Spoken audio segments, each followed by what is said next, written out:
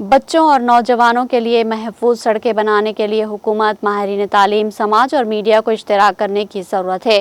یہ وہ کلیدی پیغام تھا جس کی باز گشت روڈ سیفٹی اور سسٹمز اسٹرینتھنگ پر قومی میڈیا کنسلٹیشن میں پیش کیا گیا، جس کا اہتمام آج یونیسیف انڈیا نے شعبہ ترسیل عامہ اور صحافت، مولانا آزاد نیشنل اردو یونیورسٹی کے اشتراک سے منعقد کیا۔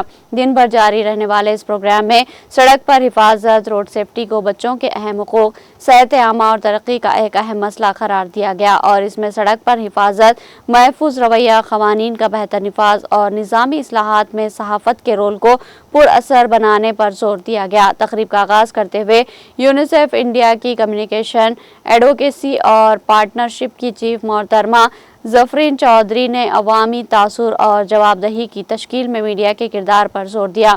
انہوں نے کہا کہ سڑکوں پر بچوں کی حفاظت باہمی اجتماعی کارروائی کا تقاضا کرتی ہے۔ محفوظ اسکول زونز، مضبوط ہنگامی دیکھ بھال کے نظام اور آگہی میں سبھی اپنا رول ادا کرتے ہیں۔ میڈیا ایک انوکھی طاقت رکھتا ہے، اعداد و شمار کو بہترین رپورٹوں میں تبدیل کرنا اور اسی رپورٹ کو جو انفرادی اور معاشرتی عمل کی حوصلہ افزائی کرتی ہے۔ صحافی، ریڈیو جاکی، RJ اور کہانی سنانے والے تبدیلی کی تحریک کی قیادت کر سکتے ہیں۔